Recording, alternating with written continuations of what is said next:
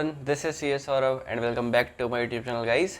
तो आज हम स्टार्ट करेंगे अपने जीएसटी वीडियो का फोर्थ लेक्चर, जिसमें हम पढ़ेंगे नॉन सप्लाईज ऑफ जीएसटी के बारे में। साथ ही साथ हम एक कवर करेंगे बहुत ही इंपॉर्टेंट टॉपिक जिसका नाम है कंपोजिट एंड मिक्स्ड सप्लाईज। हम जानेंगे कि कब किसी भी सप्लाई को कंपोजिट सप्लाई बोला जाता है और कब को एक particular type of supply mixed supply के अंडर फॉलो होती है। तो चलिए आज की वीडियो को स्टार्ट करते हैं। तो दोस्तों, सबसे पहले आज जिस चीज़ के बारे में हम पढ़ेंगे वो है non supplies under GST. Basically non supply तीन तरीके से जीएसटी एक्ट में डिफाइन है।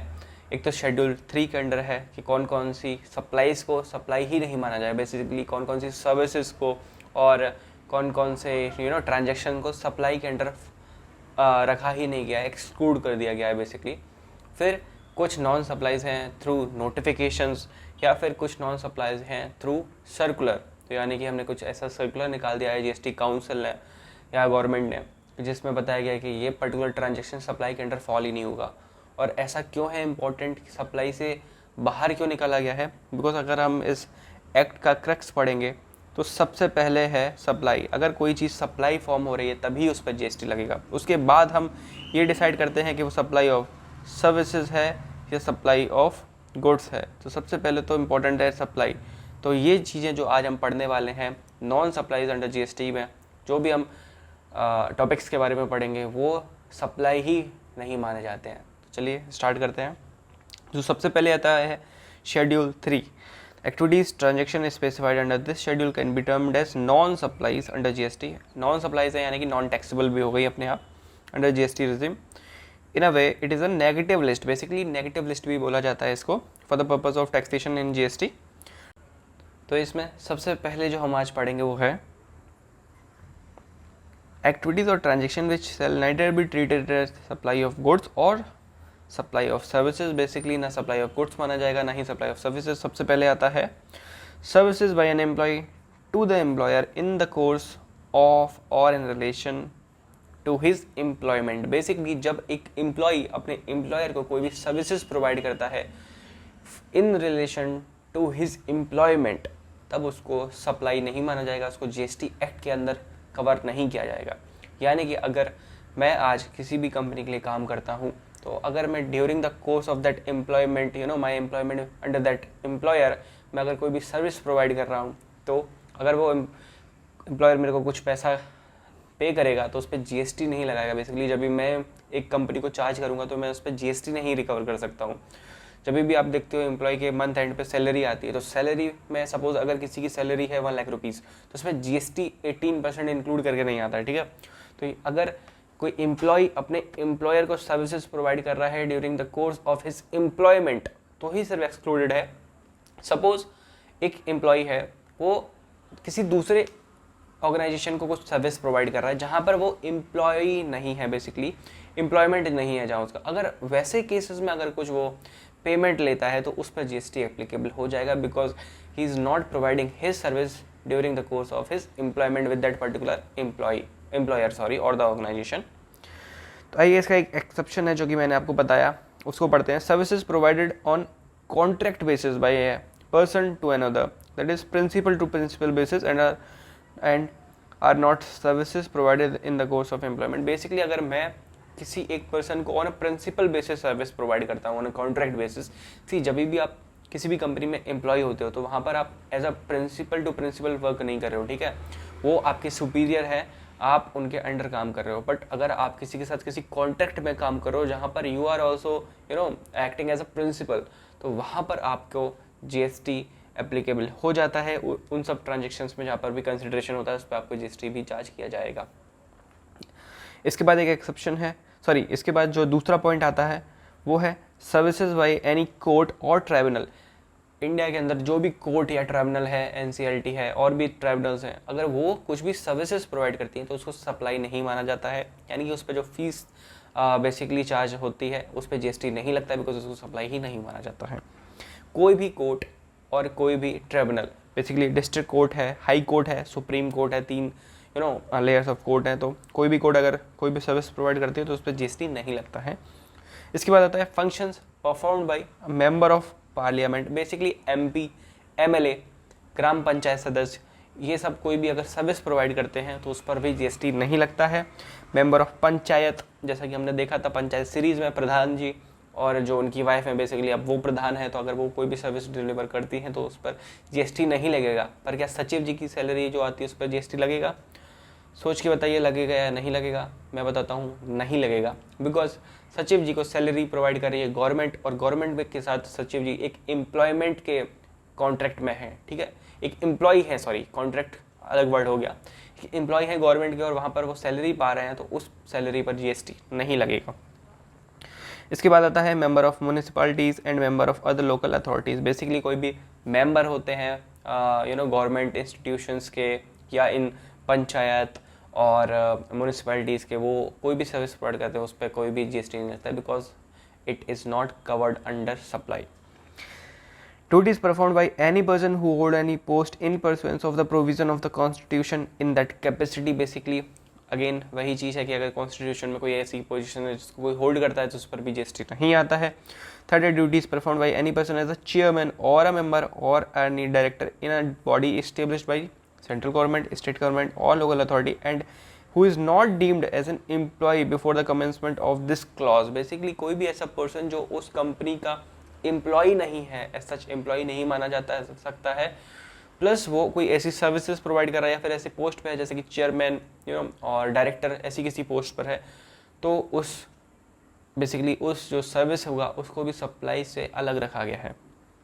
इसके बाद आते हैं हम फोर्थ पॉइंट पे, जो कि है services of funeral, burial, crematorium or mortuary including transportation of the deceased. Basically मरणोपरांत करी जाने वाली कोई भी एक्टिविटी जीएसटी के अंदर नहीं रखी जाती है। सरकार ने बोला है कि आप जब मर गए हैं तब आप एटलीस्ट इनडायरेक्ट टैक्स नहीं पे कीजिए, उससे पहले आपको पे करना पड़ेगा।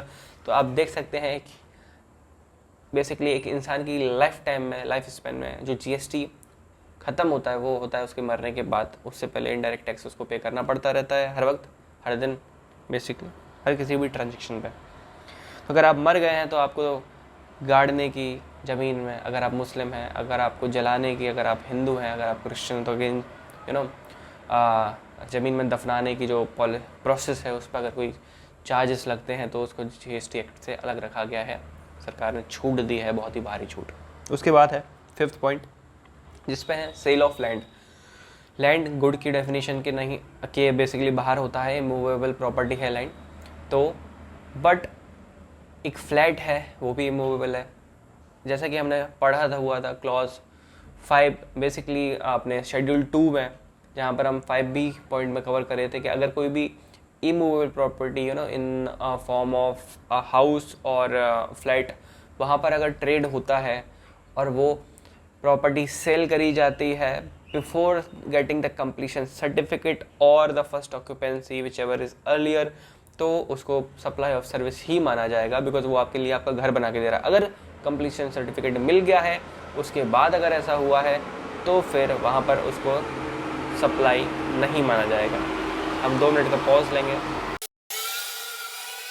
आई होप अब जो बाहर की एक्स्ट्रा नॉइज़ थी वो मेरा माइक कैप्चर नहीं कर रहा होगा। एक्चुअली ट्रक जा रहा था यहाँ से। उसके बाद जैसे कि हम सेल ऑफ लैंड के पॉइंट को हम कवर कर चुके हैं। 6th पॉइंट है एक्शनेबल क्लेम्स। इसको भी गुड्स की डेफिनेशन से सर्विसेज की डेफिनेशन से अलग रखा गया था। तो एक्शनेबल क्लेम्स अगर कोई भी ट्रेड होते हैं तो वो भी सप्लाई नहीं माना जाएगा, उसको भी नॉन सप्लाई इसके अंडर रखा गया है। एक्सक्लूडिंग लॉटरी, याद रखिएगा लॉटरी जो थी वो गुड्स की डेफिनेशन में कवर्ड थी, ठीक है। लॉटरी, बैटिंग, गैम्बलिंग ये सब चीज़ें अलग हैं। एक्शनेबल क्लेम इज डिफरेंट, ठीक है। ये तो हो गया नॉन सप्लाईज अंडर शेड्यूल 3। अभी है नॉन सप्लाईज बाई नोटिफिकेशन, जहाँ पर गवर्नमेंट ने काउंसिल ने एक नोटिफिकेशन जारी करी है। तो 2 केसेस में है, activities in relation to panchayat municipality functions ऊपर भी था, और उससे रिलेटेड एक्टिविटीज अगर भी है तो भी उस पर जीएसटी नहीं लगेगा। सेकंड है granting of alcoholic liquor license, basically for human consumption. Liquor पे जीएसटी नहीं लगती है, एप्लीकेबल ही नहीं है। ऐसा नहीं है कि उसको अभी हाल फिलहाल एक्सक्लूड करा गया है, बाद में नोटिफिकेशन ला के उसको इंक्लूड करा जाएगा, उस पर है ही नहीं। फर्स्ट ऑफ ऑल उसको जब ग्रांट करते हो लाइसेंस तो उसके ऊपर भी, लाइसेंस ग्रांटिंग पर भी जीएसटी एप्लीकेबल नहीं है, ये कहा गया था थ्रू अ नोटिफिकेशन। उसके बाद आता है non supplies clarified by way of circular. CBIC has clarified that following activities transactions are non-supplies. Basically non-supplies क्या है? तो फर्स्ट पॉइंट में हम पढ़ते हैं interstate movement of various modes of conveyance between distinct persons, including train, bus, truck, tanker, trailer, vessel, container, aircraft carrying goods or passenger or both, or for repair and maintenance. Basically suppose मेरा एक unit है, plant एक है मध्य प्रदेश में, दूसरा है कर्नाटका में, तो अगर मैं कुछ गुड्स अपने ट्रक पे लोड करके भिजवा रहा हूँ फ्रॉम कर्नाटका टू एमपी, तो just because they are crossing state borders and वो मेरे एक दूसरे यूनिट में जा रहा है, तो ऐसा नहीं कि जो ट्रक है वो भी सप्लाई के अंडर आ जाएगा. Truck is different thing. Truck just use हो रहा है for that good, supply of good. तो ट्रक मैंने एक एग्जांपल लिया. इसी तरीके से जो भी मोड ऑफ कन्वेंस हो सकता है कोई वेसल हो, आप थ्रू बोट भिजवा रहे हो बॉम्बे टू गोवा, जो भी कुछ रहेगा वो सप्लाई नहीं माना जाएगा उसके. But again there is an exception. अगर बीच में सपोज ट्रक ब्रेकडाउन होता है, उस पर अगर कोई सर्विसेज लगती है, रिपेयर होता है उसका, तो उस रिपेयर और रेनोवेशन के लिए और मेंटेनेंस के लिए उस पर अगर कोई चार्जेस लगे तो उस पर जीएसटी लगेगा. आई होप आपको क्लियर हुआ होगा. इसके बाद आता है second point, interstate movement of rigs, tools and spares and all goods on wheels like cranes except in case where movement of such goods is for further supply of the same good. Basically अगर हम again similar kind of example, अगर हम कोई भी goods को यहाँ से वहाँ मूव कर रहे हैं, सपोज क्रेन वगैरह, तो ये सब क्या है, कंस्ट्रक्शन के काम आती हैं. From one state to another state easily movement होता ही है इनका काफ़ी फ्रीक्वेंट बेसिस पे, तो इसको सप्लाई नहीं माने जाएगा. बट अगर आप एक क्रेन को लोड करके ला रहे हो फ्रॉम और ट्रेवल करके ला रहे हो फ्रॉम कर्नाटका टू एमपी और फिर एमपी में उसको लाके बेच रहे हो, तो फिर उसको सप्लाई माना जाएगा. Basically is for the further supply of the same good. Further supply of same good नहीं होना चाहिए, अगर है तो फिर वो सप्लाई हो जाएगा. इसके साथ हमने पढ़ लिया है नॉन सप्लाईज अंडर जीएसटी. अब हम पढ़ेंगे एक बहुत ही इंपॉर्टेंट टॉपिक के बारे में जिसका नाम है composite and mixed supply. Trust me, it is a very important topic. हाल ही में इसको लेके काफ़ी काउंसिल है, नोटिफिकेशंस भी जारी करे हैं, मैं आपको बताऊंगा वन बाई वन. तो सबसे पहले आता है section 8. The tax liability on a composite or mix supply shall be determined in the following manner. अगर कोई कंपोजिट सप्लाई है तो कैसे होगा? Composite supply comprising two or more supplies, एक या एक से ज़्यादा, दो या दो से ज़्यादा. एक है तो नॉर्मल सप्लाई है, दो या दो से ज़्यादा. One of which is a principal supply shall be treated as a supply of such principal supply. And second है mixed supply comprising of two or more supplies shall be treated as supply of that particular supply that attract higher tax rate. Basically composite supply में क्या है, दो supply या दो से ज़्यादा supplies आप कर रहे हो जहाँ पर एक सप्लाई एक प्रिंसिपल सप्लाई की तरह के से उभर के आती है. ठीक है. सेकेंड है मिक्स्ड सप्लाई, जहाँ पर सब मिक्स्ड है, कोई भी प्रिंसिपल नहीं है, कोई भी सुपीरियर नहीं है, कोई भी उससे इन्फीरियर नहीं है, सारी अलग है बिल्कुल, आपस में कोई मेल जोल नहीं है. एक ही इन्वॉइस के अंडर आपने इन्वॉइसिंग करके दे दी है, उसका एक ही लॉट में पैसा आ गया है, वो क्या होगा, वो मिक्स सप्लाई होगा. और सपोज उसमें आपने 10 आइटम को बेचा है और 10 आइटम पे 10 तरीके का रेट लग रहा है. सपोज किसी पे 28 है, किसी पे 2% है, किसी पे 5% है, किसी पे 10% है, किसी पे 9% है. तो जो हायर टैक्स होगा वही सब की वैल्यू पे लग जाएगा. 28% हायर था तो वही लग जाएगा. सपोज आपने 9 आइटम बेचे जिन पे 8 पे जो रेट था वो था 9% और एक पे रेट था 28%, तो वो जो एक का रेट है ना 28% वही लगेगा सारी सप्लाईज पे, सारी की वैल्यू पे. तो आइए इसके थोड़ा और ब्रेक डाउन करते हैं. कंपोजिट सप्लाई की डेफिनेशन पढ़ते हैं. Means a supply made by a taxable person to a recipient and जहाँ पर comprises two or more taxable supplies. First of all दोनों सप्लाईज टैक्सेबल होनी चाहिए. ऐसा नहीं होना चाहिए कि आप दो सप्लाई दे रहे हो जिसमें एक एग्जेम्प्ट है और एक टैक्सेबल है. यानी कि कंपोजिट सप्लाई तभी होगा जब दोनों सप्लाई टैक्सेबल हो. ठीक है. Two or more taxable supplies of goods or services or both or any combination thereof which are naturally bundled.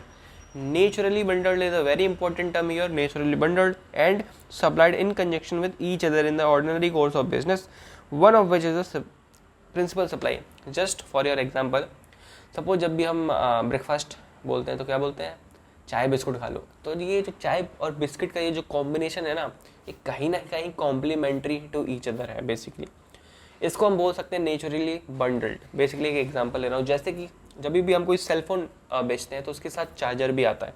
तो ये चार्जर और सेलफोन क्या है, नेचुरली बंडल्ड है। Without that charger you can't use your cellphone for a long time. इसी की तरीके से काफ़ी चीज़ें होती है। जब हम सपोज एक कार जब हम बेचते हैं, तो कार में तो इंजन भी है, टायर भी है, तो these all are naturally bundled. Basically एक स्टेपनी भी आता है, एक्स्ट्रा व्हील भी आता है, ठीक है। तो these all are naturally bundled, basically एक ही गुड है। तो इसको क्या बोलेंगे, कंपोजिट सप्लाई। इसमें क्या है, इसमें मेन जो सप्लाई होगी वो कार की है। इसी की तरीके से मेन सप्लाई जो हमने प्रीवियस एग्जांपल में थी वो थी फ़ोन की, ठीक है। Charger is a ancillary thing, basically वो सपोर्टिव थिंग है, बट जो मेन पार्ट है वो फ़ोन है। इसी की तरह कुछ और एग्जांपल्स भी हो सकते हैं। आइए पढ़ते हैं आगे क्या है। Principal supply means the supply of goods or services which constitute the predominant element of a composite supply and to which any other supply forming part of that composite supply is ancillary. मतलब एक supply उसमें से predominant supply होना चाहिए, बाकी सारी supportive supplies हो उसकी। साथ ही साथ ये बात हमेशा याद रखना कि ज़रूरी नहीं अगर दो चीज़ें आपस में ठीक ठाक लग रही हैं तो वो कंपोजिट सप्लाई में आ जाएगा। नेचुरली बंडल्ड होना इज़ वेरी इंपॉर्टेंट। अगर आप फ़ोन ले रहे हो, फ़ोन के साथ वाटर बोतल ले रहे हो, तो वो नेचुरली बंडल्ड नहीं है, ठीक है। आप सपोज़ कोई भी दूसरी अदर चीज़ ले रहे हो, आप सोफ़ा और चेयर ले रहे हो, तो they are not naturally bundled. Basically आप चेयर अलग भी यूज़ कर सकते हो, सोफ़ा भी अलग यूज़ कर सकते हो, चेयर ना हो तो भी सोफ़ा यूज़ हो सकता है, सोफ़ा ना हो तो भी चेयर यूज़ हो सकता है। तो ये चीज़ याद रखिएगा। जैसे कि एक एग्जांपल है सेल। इस एग्जांपल में काफ़ी ट्विस्ट है, अभी मैं आपको बताऊंगा। Sale of a car with 5 year warranty, ठीक है। सप्लाई ऑफ गुड्स, जैसे कि यहाँ पर सेल ऑफ कार था, basically is the principal supply in this case. And warranty क्या है, बेसिकली जब हम एक कार को बेच रहे हैं तो उसके साथ एक वारंटी कार्ड भी रहता है ना, जो किसी भी गुड्स को खरीदते टाइम एक वारंटी कार्ड रहता है। तो अभी सप्लाई तो कर रहे हो, तो कार और वारंटी अलग अलग चीज़ है बेसिकली, बट है नेचुरली बंडल्ड, ठीक है। तो इस केस में डोमिनेंट क्या कर रहा है, प्रीडोमिनेंट सप्लाई कौन सी है, कार। तो जो भी कार पे रेट एप्लीकेबल है वो रेट एप्लीकेबल होगा। सपोज वारंटी पे जीएसटी का रेट है 9%, ठीक है, तो 18% का रेट है, बट इलेक्ट्रिक कार्स के ऊपर करेंटली 5% का रेट है। तो बिकॉज यार these two supplies are naturally bundled, तो इस पर क्या लगेगा, पूरे ट्रांजेक्शन कॉस्ट पे 5% का ही जीएसटी चार्ज होगा। इसी की तरह से tax treatment of composite supply, जैसे कि हम अगर इसमें पढ़ें, entire value of composite supply that is main supply plus ancillary supply shall be classified under one category of main supply and shall be taxed at the rate applicable to the main supply. एक example है, एक dealer है जिसने Tata Motors की एक Nexon EV को cell कराया है, ठीक है। 15 लाख की कार है, 3 साल की एक्सटेंडेड वारंटी भी है, 20,000 रुपये की। तो ये जो 3,20,000 रुपये टोटल कॉस्ट लगेगा, इस पर जो कार के टैक्स रेट है वही एप्लीकेबल हो जाएगा। बट रिसेंटली मैं एक केस देख रहा था जहाँ पर काउंसिल ने बोला था, जब भी आप किसी कार के साथ एक्सटेंडेड वारंटी बेचते हो, एक्सटेंडेड वारंटी बेसिकली क्या होता है, जो आपको 3 साल की कार के साथ वारंटी मिलती है वो तो नॉर्मल वारंटी है, उसके बाद भी अगर आप उसको एक्सटेंड कराना चाहें तो आप खरीदते हो एक्सटेंडेड वारंटी। तो अगर आप एक्सटेंडेड वारंटी खरीद रहे हो तो एक्सटेंडेड वारंटी अलग काइंड ऑफ सप्लाई माना जाएगा, उसको कंपोजिट सप्लाई नहीं मान सकते हो, और उस पर मिक्स्ड सप्लाई माना जाएगा। ऐसा काउंसिल ने बोला, इसको मिक्स्ड सप्लाई बोला जाएगा। This is not a naturally bundled, ठीक है, उसको मिक्स्ड सप्लाई बोला जाएगा। और उस पर क्या हो जाएगा, हायर टैक्स रेट एप्लीकेबल हो जाता है उससे, due to that thing on whole invoice value. तो ये तो गलत हो गया। तो इसके लिए क्या कर रहे हैं ऑटो कंपनीज, क्या करने वाली है, they will be billing car on a different day, then after 48 hours of gap they will be billing extended warranty in a separate invoice। तो इससे क्या होगा, मैंने ये दिखाया जाएगा कि कस्टमर को मैंने कार अलग बेच दी, एक्सटेंडेड वारंटी मैंने उसके बाद बेची, तो 2 इनवॉइस क्रिएट हो गए और दोनों का वैल्यू अलग है, और तो बेसिकली रेट डेफिनेटली फिर दोनों पे अलग लगेगा। तो ये जस्ट मैंने आपको एक रिसेंट जो चेंज आया है वो मैंने बताया है। बट ऐसे केसेस में क्या होता है, काफ़ी डिलेमा भी रहता है कि कौन से केसेस में हम किसको सप्लाई ऑफ गुड्स मानेंगे, किसको सप्लाई ऑफ सर्विस मानेंगे, और फिर कैसे उस पर टैक्स को एप्लीकेबल करा जाएगा, टैक्स अप्लाई करा जाएगा। तो ऐसा ही कुछ केसेस हैं यहाँ पर कि सप्लाई ऑफ सर्विस कैसे माने, सप्लाई ऑफ गुड्स क्या माने। तो इसमें सबसे पहले आता है प्रिंटिंग प्रेस। प्रिंटिंग प्रेस में क्या होता है कि सपोज़ कई बार होता है कि आपके पास एक बुक का कंटेंट है, सपोज ये जो मैं अपने नोट्स यूज़ कर रहा हूँ, ये मेरे खुद के बनाए हुए हैं, मैं अभी इसको प्रिंट करवाना चाहता हूँ। तो एक कंटेंट मेरा है, अभी मैं जाता हूँ वहाँ पर प्रिंटिंग प्रेस वाले को और बोलता हूँ ये मेरा कंटेंट है, इसको इस तरीके से आप मेरे को प्रिंट करके दे दो। तो अब प्रिंटिंग प्रेस वाले अपने बेसिकली प्रिंटिंग मटेरियल तो यूज़ कर ही रहा है, ठीक है, शीट यूज़ कर रहा है, इंक यूज़ कर रहा है, इलेक्ट्रिसिटी वगैरह सब यूज़ कर रहा है, ओवर से जो भी है, बट उसको क्या उसको क्या माना जाएगा, उसको सप्लाई ऑफ सर्विस ही माना जाएगा, उसको प्रीडोमिनेंट सप्लाई ऑफ गुड्स नहीं माना जाएगा, उसमें सर्विस का डोमिनेशन ज़्यादा है, बिकॉज कंटेंट मैं दे रहा हूँ वो मेरे को बस मेरे कंटेंट पे काम करके कुछ दे रहा है। ऑन द अदर हैंड अगर मैं चाहता हूँ, मेरे पास कुछ कंटेंट नहीं है, मैंने सपोज मेरे को कुछ बॉक्स चाहिए, प्रिंटेड बॉक्स चाहिए, और मैंने उसको जाके बोला कि मेरे को प्रिंटेड बॉक्स चाहिए, तो भले ही बॉक्स पे वो कुछ प्रिंट करके मेरे अकॉर्डिंग मेरी चूज़ करी हुई डिज़ाइन को प्रिंट करके मेरे को दे रहा है, उस चीज़ को बोला जाएगा सप्लाई ऑफ गुड्स, ठीक है। वहाँ पर जो गुड्स होगा उसको प्रीडोमिनेंट का दर्जा दिया जाएगा, वैल्यू दी जाएगी। तो याद रखिएगा, अगर content is provided by the recipient, तो बेसिकली उस केस में क्या हो जाएगा, सप्लाई ऑफ सर्विसेज, और दूसरे केसेस में क्या हो जाएगा, अदरवाइज और सप्लाई ऑफ गुड्स। सेकंड है food supplied by patient, sorry to patients. खाना जब देते हैं पेशेंट को, तो अभी खाना अलग जा रहा है, ठीक है, पेशेंट का इलाज अलग हो रहा है, बट वो एक कंपोजिट सप्लाई है, जहाँ पर इलाज को हम ज़्यादा महत्वपूर्ण मानेंगे, इंपॉर्टेंट मानेंगे, प्रीडोमिनेंट मानेंगे, instead of just giving him the food. तो ऐसे केसेस में जो कंपोजिट सप्लाई है वो सप्लाई ऑफ सर्विसेज माना जाएगा, यानी कि हम सर्विस प्रोवाइड कर रहे हैं, हॉस्पिटल क्या सर्विस प्रोवाइड कर रहा है, बट अटेंडेंट को जो फूड दिया जा रहा है वो इसमें इंक्लूड नहीं होता है, वो अलग सप्लाई है, ठीक है, उस पर जीएसटी चार्ज हो जाएगा उस हिसाब से जो भी रेट एप्लीकेबल होगा। बट अगर सर्विस प्रोवाइड हो रही है, ट्रीटमेंट प्रोवाइड हो रहा है किसी पेशेंट को और उसको खाना भी दिया जा रहा है, तो वो नेचुरली बंडल्ड है बेसिकली, और वो सप्लाई ऑफ सर्विस माना जाएगा, जिसमें जो जीएसटी रेट है वो ट्रीटमेंट जो हो रहा है उस पर जो लगेगा उसके अकॉर्डिंग लगेगा, या कि खाने के बेसिस पे। चलिए, कंपोजिट सप्लाई तो आई होप आपको समझ आएगा। To or more taxable supplies, इसलिए लिख के भी एक बार आपको दिखा देता हूँ। To or more taxable supplies, ठीक है। सबसे पहले नेचुरली बंडल्ड, ठीक है, जिसमें से एक सप्लाई ऐसी हो जो कि प्रिंसिपल सप्लाई हो। आई होप आपको ये चीज़ समझ आई होगी। इसके बाद है मिक्स्ड सप्लाई। मिक्स्ड सप्लाई में 50 तरीके की चीज़ों को एक साथ जोड़ के बेच दिया, वो है मिक्स्ड सप्लाई बेसिकली, कोई तुक नहीं है इसका। To or more individual supplies, यहाँ पे लिखा है individual supplies of goods or services or any combination thereof made in conjunction with each other by a taxable person for a single price, ठीक है, सिंगल प्राइस। याद रखिए, ऊपर लिखा हुआ था to or more taxable supplies, यहाँ लिखा हुआ है two or more individual supplies be taxable और एग्जम्प्ट, ठीक है, और any combination thereof made in conjunction with each other by a taxable person for a single price where such supply does not constitute a composite supply। ऐसे cases में उसको क्या माना जाएगा, मिक्स सप्लाई, यानी कि आपने सपोज 10 आइटम बेचे, 10 आइटम का रेट टोटल आ रहा था 1,10,000 रुपये, आपने 1 ही लाख चार्ज कर दिया सबका, ठीक है, तो उस केस में क्या हो जाएगा, उसको मिक्स सप्लाई मान लिया जाएगा, अगर वो कॉन्स्टिट्यूट नहीं हो रही है कंपोजिट सप्लाई। तो टैक्स ट्रीटमेंट क्या है, a mix supply comprising two or more supply shall be treated as supply of that particular supply that attract higher rate of GST. सरकार ने बोला ऐसा गड़बड़ झोला करोगे तो सबसे ज़्यादा टैक्स तुम्ही को पे करना पड़ेगा, जो भी हायर टैक्स रेट रहेगा सारे आइटम्स का वो सब पे लग जाएगा, एक आइटम का सब पे लग जाएगा। एक मछली पूरे तालाब को गंदा कर देती है, ऐसा ही होता है मिक्स सप्लाई में। Supply of a package consisting of canned food, sweets, chocolates, cakes, dry fruits, aerated drink and fruit juice, ठीक है, when supplied for a single price is a mix supply. एक ही प्राइस बेच दिया, सबका total मिला के हो रहा था 550, आपने बोल दिया ठीक है 500 रुपये दे दो, मिक्स सप्लाई बन गई है। Each of these item can be supplied separately and is not dependent on any other. Obviously, it shall not be a mixed supply if these items are supplied separately or separate prices are charged. Basically क्या होता है, suppose मैंने 10 item बेचे पर मैंने invoice में 10 को अलग अलग लिख रखा है, ठीक है, चॉकलेट्स अलग, केक अलग, वाटर अलग, सबको अलग अलग लिखा है, तो उनका इंडिविजुअल रेट अप्लाई हो जाएगा। बट अगर आप एक ही लाइन आइटम बना के बेच देते हो सबका, ठीक है, लमसम बेसिस पे बेचते हो तो मिक्स सप्लाई में चला जाता है वो।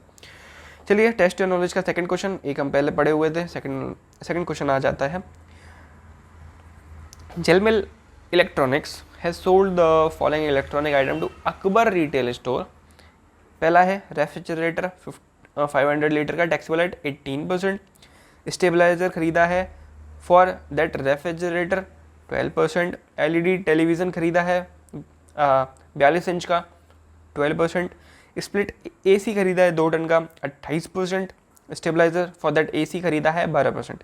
जेलमिल electronics has issued a single invoice. दिक्कत कहाँ आ गई? Single invoice indicating price of each of the item separately in the same. Okay. Akbar retail, अच्छा ये भी लिखा हुआ है, but indicating price of each of the above line item separately in the same. Akbar retail store has given a single check of 1 lakh rupees for all the line items as a composite discounted price. State the type of supply and the tax rate which is basically applicable.